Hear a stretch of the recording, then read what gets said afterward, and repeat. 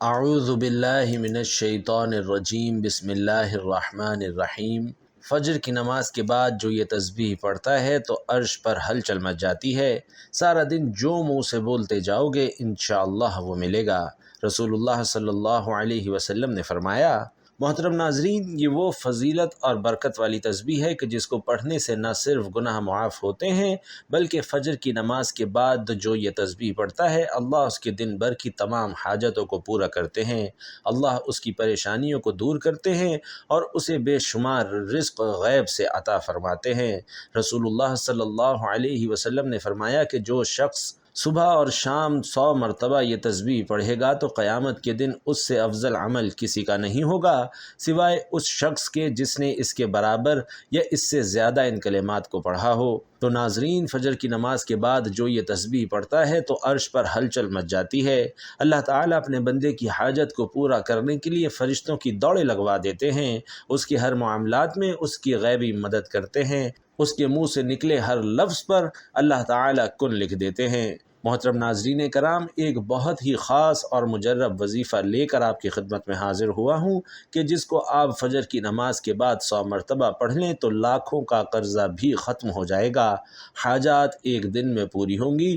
ناظرین، یہ کوئی بڑا وظیفہ نہیں اور نہ ہی کبھی آپ کو بڑے بڑے وظیفے بتاتا ہوں، مختصر سا عمل ہے۔ آج کا وظیفہ نہایت ہی مختصر سا وظیفہ ہے۔ فجر کے بعد آپ نے اس عمل کو کر لینا ہے، انشاءاللہ پھر اس وظیفے کا اثر آپ خود دیکھیں گے، رزق، مال و دولت کے انبار لگ جائیں گے۔ یہ خاص وظیفہ دولت کے لیے ہے، لیکن آج کا یہ وظیفہ، یہ عمل صدق دل کے ساتھ آپ نے کرنا ہے۔ اس عمل کو اگر فقیر بھی کرے گا تو وہ بھی اللہ پاک کی عنایت اور اس کے فضل و کرم سے دولت پر بیٹھ کر راج کرے گا، کیونکہ اس وظیفے میں جو طاقت ہے، اس وظیفے کا جو اثر ہے وہ بہت ہی کم لوگ جانتے ہیں۔ ویسے تو ہم نے اپنے چینل پر بے شمار وظائف بتائے ہیں، لیکن جو یہ عمل ہے، جو یہ وظیفہ ہے، یہ آپ کی ساری پریشانیوں کو انشاءاللہ ختم کر دے گا۔ آپ کے اوپر لاکھوں کروڑوں کا قرضہ بھی ہوگا تو وہ چٹکیاں بجاتے ادا ہو جائے گا۔ قرضوں کے ادا ہونے کے ایسے اسباب پیدا ہوں گے کہ آپ خود بھی حیران رہ جائیں گے۔ آپ کے پاس دولت کی کمی ہے، آپ کرائے کے گھر میں رہتے ہیں، آپ کو سمجھ نہیں آتی کہ کرایہ کیسے ادا کریں اور گھر کا خرچ کیسے چلائیں، کیونکہ آج کل مہنگائی بھی بہت زیادہ ہو گئی ہے کہ ایک وقت کا کھانا بھی مشکل ہو چکا ہے۔ ہر ماہ بجلی کے تگڑے تگڑے بل بھی ادا کرنے ہوتے ہیں اور پھر ہر ماہ بچوں کی فیسیں بھی ادا کرنی پڑتی ہیں۔ انسان بہت پریشانی میں ہے اور انسان کو سکون صرف اللہ کے ذکر میں ہی ملتا ہے۔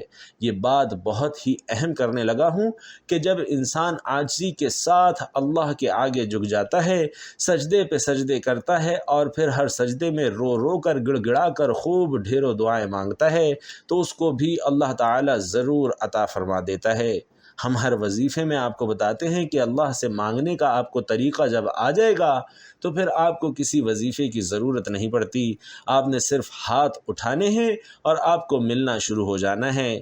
لیکن اس سے پہلے آپ کی کچھ اعمال ہوتے ہیں، آپ جو چھوٹی چھوٹی غلطیاں کرتے ہیں جن کو اگر آپ سدھار لیں اور آپ اپنے کاروبار میں حلال طریقے سے کاروبار کرنا شروع کر دیں یا رزق کمانے میں حلال ذرائع استعمال کرنا شروع کر دیں، جیسا کہ اللہ تعالیٰ کے پاک نبی صلی اللہ علیہ وسلم نے کاروبار کیا تھا، آپ بھی اسی طرح کام کریں، حلال اور پاکیزہ رزق کمائیں۔ اگر آپ جاب کرتے ہیں تو اس طریقے سے جاب کریں کہ آپ کے اوپر کوئی انگلی نہ اٹھا سکے۔ آپ ایمانداری سے ڈیوٹی میں جس کام کی آپ تنخواہ لیتے ہیں وہ کام مکمل جانفشانی سے اور مکمل فرائض کی انجام دہی سے کریں۔ ہر ماہ رزق حلال ہی آپ اپنے گھر میں لے کر آئیں اور کوشش کریں کہ آپ کے پورے گھر میں حرام کا ایک لقمہ بھی کسی کے پیٹ میں نہ جائے۔ حلال رزق کھانے سے ایسا ہو ہی نہیں سکتا کہ انسان اپنے اللہ سے کچھ مانگے اور اللہ پاک اس کی دعا کو رد کر دے۔ ناظرین، ایسا کبھی نہیں ہو سکتا۔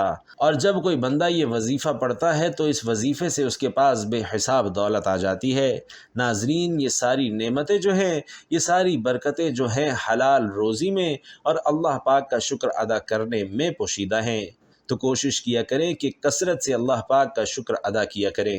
انشاءاللہ دیکھنا کیسے آپ کے وارے نیارے ہو جاتے ہیں۔ اگر آپ کے اوپر قرض ہے، آپ نے سود پر قرض لیا ہوا ہے، تو سب سے پہلے اپنے اللہ سے معافی مانگیں، کیونکہ سود خود حرام ہے اور اللہ پاک سے کھلی جنگ ہے، اور اللہ سے جنگ کون کر سکتا ہے؟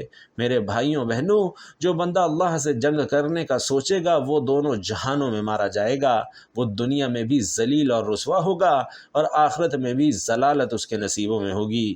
جہنم کے انتہائی جو سب سے نیچے والے گڑھے ہیں اس میں اسے پھینکا جائے گا۔ تو آپ نے سب سے پہلے سود کے کاموں سے توبہ کرنی ہے، جھوٹ سے توبہ کرنی ہے، غیبت سے توبہ کرنی ہے، چغلی سے توبہ کرنی ہے، لیکن واضح کریں کہ صرف توبہ نہیں کرنی بلکہ اس توبہ پر قائم بھی رہنا ہے۔ اور سب سے اہم بات جو ہے وہ آپ اپنے رشتہ داروں سے اگر قطع تعلق ہیں، کسی سے بھی ہیں، فوراً جا کر اس سے معافی مانگیں، چاہے آپ کی غلطی ہے یا نہیں۔ پھر دیکھنا کیسے اللہ پاک آپ کے اوپر اپنا فضل و کرم کرے گا، آپ کے اوپر اللہ پاک اپنا کرم فرمائے گا۔ یا رشتہ داروں کے ساتھ آپ نے اچھا سلوک کرنا ہے، ان کے ساتھ تعلقات جوڑنے کی کوشش کرنی ہے۔ یہ نہیں دیکھنا کہ کسی نے کیا کہہ دیا۔ آپ عاجزی اختیار کریں، جو عاجزی اختیار کر لے گا پھل بھی اسی کو ملے گا۔ اور جب آپ کبھی بلندی پہ چڑھتے ہیں، آپ کو پتہ ہونا چاہیے جب بھی آپ بلندی پہ چڑھیں گے تو آپ کو جھکنا پڑے گا، آپ سیدھے کھڑے ہو کر بلندی پر کبھی نہیں چڑھ سکتے، اور جب آپ نے نیچے اترنا ہو تو آپ کو سیدھا ہونا پڑتا ہے، تو اس وقت آپ کو ایسے سینہ تان کے نیچے اترنا پڑتا ہے، پھر ہی آپ نیچے اتر سکتے ہیں۔ ناظرین کرام، آج کا جو وظیفہ ہے اس کی ترتیب آپ اچھی طریقے سے سمجھ لیجئے اور میری باتوں پر آپ نے عمل کرنا ہے۔ اس کو آپ نے اپنے دوستوں کے ساتھ، رشتہ داروں کے ساتھ بھی لازمی شیئر کرنا ہے، کیونکہ یہ بھی ایک طرح کا صدقہ جاریہ ہے۔ کسی ایک بندے نے بھی اس بات پر عمل کر لیا تو اس کا اجر آپ کو بھی ملے گا اور مجھے بھی ملے گا۔ ناظرین، جب فجر کی نماز ادا کر لیں، آپ نے کوشش کرنی ہے کہ وہیں اسی جگہ پر بیٹھ جائیں۔ مردوں نے کوشش کرنی ہے کہ وہ مسجد میں جا کے جماعت کے ساتھ نماز ادا کریں، عورتوں نے گھر میں نماز ادا کرنی ہے۔ اگر آپ کو ٹائم نہیں ملتا یا آپ نے کہیں جانا ہوتا ہے تو آپ عشاء کی نماز کے بعد سونے سے پہلے بھی اس وظیفے کو کر سکتے ہیں، اس پر کوئی پابندی نہیں، لیکن فجر کی نماز کے وقت کرنا زیادہ بہتر رہے گا۔ محترم ناظرین، اللہ پاک کے آخری نبی صلی اللہ علیہ وسلم نے فرمایا کہ اللہ فرماتا ہے، میں نے تمہاری امت پر دن رات میں 5 نمازیں فرض کی ہیں، اور میں نے یہ عہد کیا ہے کہ جو ان نمازوں کو ان کے اوقات میں پابندی کے ساتھ ادا کرے گا میں اسے جنت میں داخل کروں گا، اور جو پابندی نہیں کرے گا اس کے لیے میرے پاس کوئی عہد نہیں۔ اللہ پاک قرآن کریم میں ارشاد فرماتا ہے، رب کو سراہتے ہوئے اس کی پاکی بولو، سورج چمکنے سے پہلے اور اس کے ڈوبنے سے پہلے نماز فجر ادا کر لو۔ پیارے آقا صلی اللہ علیہ وسلم کا فرمان ہے کہ جو صبح کی نماز پڑھتا ہے وہ شام تک اللہ پاک کے ذمے میں ہوتا ہے۔ تم اللہ پاک کا ذمہ نہ توڑو، جو اللہ کا ذمہ توڑے گا اللہ اسے اوندھا یعنی الٹا کر کے دوزخ میں ڈال دے گا۔ اسی طرح ناظرین، اللہ پاک کے آخری رسول صلی اللہ علیہ وسلم کا فرمان عبرت نشان ہے کہ جو صبح کی نماز کو گیا ایمان کے جھنڈے کے ساتھ گیا، اور جو صبح کو بازار گیا ابلیس یعنی شیطان کے جھنڈے کے ساتھ گیا۔ حضرت عمارہ بن رویہ رضی اللہ تعالی عنہ فرماتے ہیں کہ میں نے نبی کریم صلی اللہ علیہ وسلم کو فرماتے ہوئے سنا کہ جس نے سورج کے طلوع و غروب ہونے سے پہلے نماز ادا کی یعنی فجر اور عصر کی نماز، وہ ہرگز جہنم میں داخل نہ ہوگا۔ حضرت ابو عبیدہ رضی اللہ تعالیٰ عنہ بیان کرتے ہیں کہ رسول اللہ صلی اللہ علیہ وسلم نے فرمایا کہ جمعے کے دن پڑھے جانے والی نماز باجماعت سے افضل کوئی نماز نہیں ہے۔ میرا گمان یعنی خیال ہے کہ تم میں سے جو اس میں شریک ہوگا اس کے گناہ معاف کر دیے جائیں گے۔ سرکار دو عالم صلی اللہ علیہ وسلم کا یہ بھی فرمان ہے کہ جس نے 40 دن فجر اور عشاء باجماعت پڑھی اس کو اللہ پاک 2 آزادیاں عطا فرمائے گا، ایک آگ سے اور دوسری نفاق یعنی منافقت سے۔ ناظرین، نماز جنت کی چابی ہے۔ اللہ پاک ہمیں 5 وقت کی نماز باجماعت ادا کرنے کی توفیق عطا فرمائے، آمین یا رب العالمین۔ جو صبح کی نماز سورج نکلنے سے پہلے پڑھ لے یعنی باجماعت ادا کرے تو ایسا بندہ اللہ پاک کے ذمے میں چلا جاتا ہے۔ جو دو نمازیں یعنی فجر اور عصر کی نماز شوق سے پڑھتا ہے، اللہ پاک اس کے لیے باقی نمازیں پڑھنا بھی آسان کر دیتا ہے۔ جب اسے موت آئے گی، اللہ پاک اس کے لیے جنت کے 8 دروازے کھول دیتا ہے۔ فجر کی سنتیں دنیا کے خزانوں سے بہتر ہیں۔ اللہ پاک قیامت کے دن اس شخص کو اپنا دیدار نصیب کرے گا۔ فرمان مبارک ہے کہ اے میرے صحابہ، منافق بندے پر بوجھل اور سب سے بھاری نماز نماز فجر ہے۔ فجر کی نماز کی فضیلتوں کو مد نظر رکھتے ہوئے گزارش ہے کہ اگر آپ اپنی دنیا اور آخرت سنوارنا اور دونوں جہانوں میں کامیابی حاصل کرنا چاہتے ہیں تو فجر کی نماز کو اپنے اوپر لازم کر لیجئے۔ اللہ پاک ہماری موت اور آخری سانس بھی نماز فجر ادا کرتے ہوئے عطا کرے، آمین۔ محترم ناظرین، آپ نے سب سے پہلے ایک مرتبہ بسم اللہ الرحمن الرحیم پڑھ لینی ہے۔ اللہ پاک کے پاک اور لاریب قرآن مجید میں آیا ہے، ترجمہ سلیمان کی طرف سے ہے اور وہ یہ ہے: اللہ کے نام سے شروع کرتا ہوں جو بے حد مہربان نہایت رحم کرنے والا ہے۔ حضرت سلیمان علیہ السلام نے اپنے خط کا آغاز اللہ تعالیٰ کے بابرکت نام سے ہی کیا۔ اسی طرح حضرت نوح علیہ السلام کی کشتی کے چلنے کا تذکرہ قرآن مجید میں کیا گیا تو اللہ تعالیٰ نے ارشاد فرمایا کہ اس میں سوار ہو جاؤ، اس کا چلنا اور تیرنا اللہ کے نام سے ہے، بے شک میرا رب بخشنے والا مہربان ہے۔ گویا کسی بھی ایسے کام کا آغاز جو جائز ہو تو اللہ کا نام لینا اور اسے شروع کرنا انبیاء علیہم السلام کی سنت مبارکہ ہے جو اس کام میں برکت پیدا کر دیتی ہے۔ جب نبی کریم صلی اللہ علیہ وسلم بھی کوئی کام کرتے تو اس کی ابتدا اللہ تعالیٰ کے بابرکت نام سے فرماتے تھے۔ آپ صلی اللہ علیہ وسلم نے فرما رواؤں کے نام خطوط لکھے تو ان کا آغاز بھی اللہ تعالیٰ کے نام سے ہی کیا۔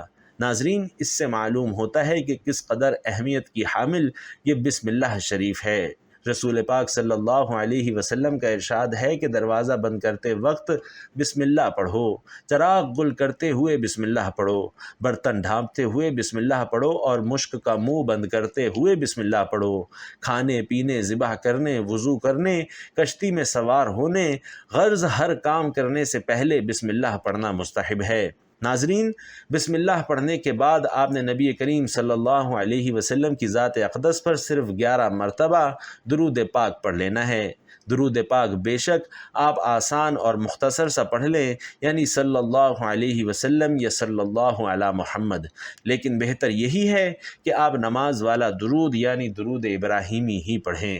حضرت عبداللہ بن عمر رضی اللہ تعالی عنہ روایت کرتے ہیں کہ ایک شخص نے حضور اقدس صلی اللہ علیہ وسلم کی خدمت بابرکت میں حاضر ہو کر اپنی مفلسی اور تنگ دستی کی شکایت کی تو آپ صلی اللہ علیہ وسلم نے فرمایا کہ جب تم گھر میں داخل ہو اور گھر میں کوئی ہو تو اسے سلام کرو، اور اگر کوئی نہ ہو تو مجھ پر سلام عرض کرو اور ایک بار قل هو اللہ احد پڑھو۔ اس شخص نے ایسا ہی کیا۔ اللہ تعالیٰ نے اسے اتنا مالا مال کر دیا کہ اس نے اپنے ہمسایوں کی بھی خدمت کی۔ فرمان مصطفیٰ صلی اللہ علیہ وسلم ہے کہ جو یہ پسند کرے کہ اللہ تعالیٰ اس کے گھر میں خیر زیادہ کرے تو جب بھی کھانا حاضر کیا جائے وضو کرے، اور جب اٹھایا جائے تو اس وقت بھی وضو کرے۔ کھانے کے وضو سے مراد دونوں ہاتھ گٹوں تک اور منہ کا اگلا حصہ دھونا اور کلی کرنا ہے۔ ناظرین، مل کر کھانے میں برکت ہے۔ سرکار مدینہ صلی اللہ علیہ وسلم کا فرمان ہے کہ اکٹھے کھاؤ، الگ الگ نہ کھاؤ، کہ برکت جماعت کے ساتھ ہے۔ اس حدیث پاک کے تحت حکیم الامت مفتی احمد یار خان رحمۃ اللہ علیہ فرماتے ہیں کہ ساتھ کھانے میں تھوڑا کھانا بہت کو کافی ہو جاتا ہے، آپس میں محبت بڑھتی ہے۔ نماز، جہاد، حج، کھانا، غرضے کے عبادات و عادات میں مسلمانوں کی جماعت بڑی اعلیٰ نعمت ہے۔ رزق میں وسعت کا نسخہ سرکار دو عالم صلی اللہ علیہ وسلم کا فرمان مشکبار ہے کہ جو شخص دسترخوان سے کھانے کے گرے ہوئے ٹکڑوں کو اٹھا کر کھائے وہ فراخی کی زندگی گزارتا ہے اور اس کی اولاد میں بھی عافیت رہتی ہے۔ رزق میں برکت کا ایک سبب ناظرین رشتہ داروں سے حسن سلوک کرنا بھی ہے۔ نبی کریم صلی اللہ علیہ وسلم نے فرمایا کہ جسے عمر میں اضافہ اور رزق میں زیادتی ہونا پسند ہو تو اسے چاہیے کہ وہ اللہ سے ڈرے اور صلہ رحمی کرے۔ سال بھر رزق حلال ملے گا۔ فرمان دو عالم صلی اللہ علیہ وسلم ہے کہ بھوکا اور حاجت مند اگر اپنی حاجت لوگوں سے چھپائے، خدا تعالی رزق حلال سال بھر تک اسے عنایت کرے گا۔ جس نے استغفار کو اپنے اوپر لازم کر لیا، اللہ عز و جل اس کی ہر پریشانی دور فرمائے گا اور ہر تنگی سے اسے راحت عطا فرمائے گا، اور اسے ایسی جگہ سے رزق عطا فرمائے گا کہ جہاں سے اسے گمان بھی نہیں ہوگا۔ اور فرمایا کہ کیا میں تمہیں وہ چیز نہ بتاؤں جو تمہیں تمہارے دشمن سے نجات دے اور تمہارے رزق کو وسیع کر دے۔ رات دن اللہ سے دعا مانگتے رہو کہ دعا مومن کا ہتھیار ہے۔ حضرت عبداللہ بن عمر رضی اللہ تعالیٰ عنہ روایت کرتے ہیں کہ ایک شخص حضور صلی اللہ علیہ وسلم کی خدمت میں حاضر ہوا اور اپنی تنگدستی کا شکوہ کرنے لگا، تو آپ صلی اللہ علیہ وسلم نے اس آدمی سے فرمایا کہ کیا تمہیں وہ تسبیح بھول گئی جو ملائکہ کی تسبیح ہے، جو تمام مخلوقات کی تسبیح ہے، اسی کے ذریعے سے سب کو رزق دیا جاتا ہے۔ حضرت عبداللہ بن عمر رضی اللہ تعالی عنہ نے عرض کیا کہ یا رسول اللہ، وہ کون سی تسبیح ہے؟ پہلے آپ ٹیک لگا کر تشریف فرما تھے تو آپ صلی اللہ علیہ وسلم سیدھے ہو کر بیٹھ گئے۔ آپ صلی اللہ علیہ وسلم نے فرمایا کہ اے ابن عمر، صبح صادق کے طلوع ہونے کے بعد سے لے کر نماز فجر کے درمیان یہ کلمات سبحان اللہ و بحمدہ سبحان اللہ العظیم استغفر اللہ 100 مرتبہ پڑھ لو تو دنیا تمہارے پاس ناک رگڑتی ہوئی آئے گی، اور اللہ تعالی ہر اس کلمے کے بدلے جو تم کہو گے ایک فرشتہ پیدا فرمائیں گے جو قیامت تک تسبیح بیان کرتا رہے گا، اور اس کا ثواب تمہیں ملے گا۔ تو ناظرین، فجر کی نماز کے بعد 100 بار یہ تسبیح لازمی پڑھیں، سبحان اللہ و بحمدہ سبحان اللہ العظیم استغفر اللہ۔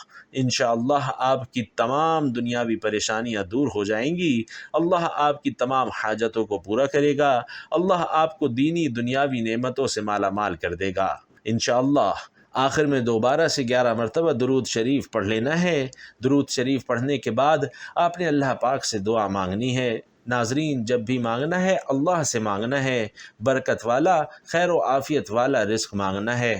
ناظرین، اس سے نہ صرف آپ کے گھر میں خوشحالی رہے گی بلکہ آپس میں پیار اور محبت بھی بڑھے گا۔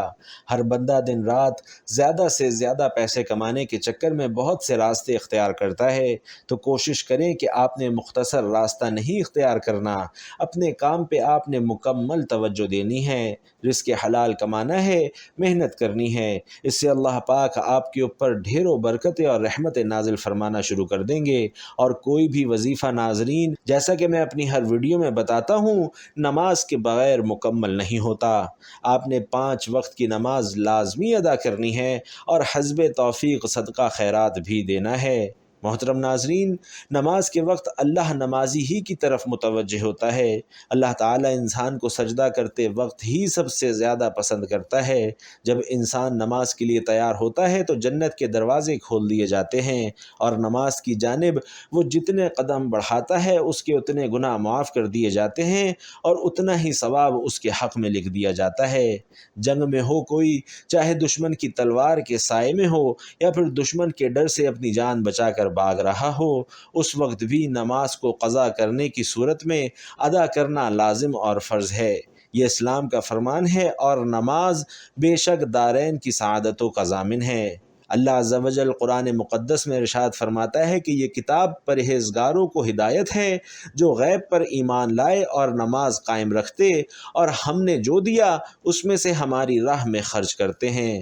اور فرماتا ہے کہ نماز قائم کرو اور زکوٰۃ ادا کرو، اور رکوع کرنے والوں کے ساتھ نماز پڑھو، یعنی مسلمانوں کے ساتھ، کہ رکوع ہماری شریعت میں ہے، یا تو پھر باجماعت نماز ادا کرو۔ ناظرین، نماز کا مطلقاً ترک کرنا سخت ہولناک چیز ہے۔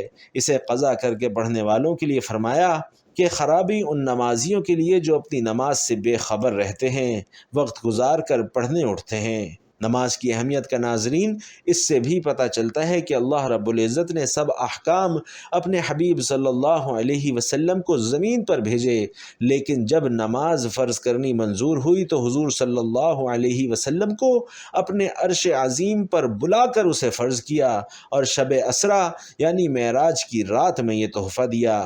اسی طرح فرماتا ہے کہ بے شک نماز مومنوں پر اپنے مقررہ وقت میں ادا کرنا فرض ہے، اور فرماتا ہے کہ نماز قائم کرو اور زکوٰۃ دو، اور فرماتا ہے کہ اپنے رب کی اس وقت تک عبادت کرو جب تک کہ تیری موت نہ آ جائے۔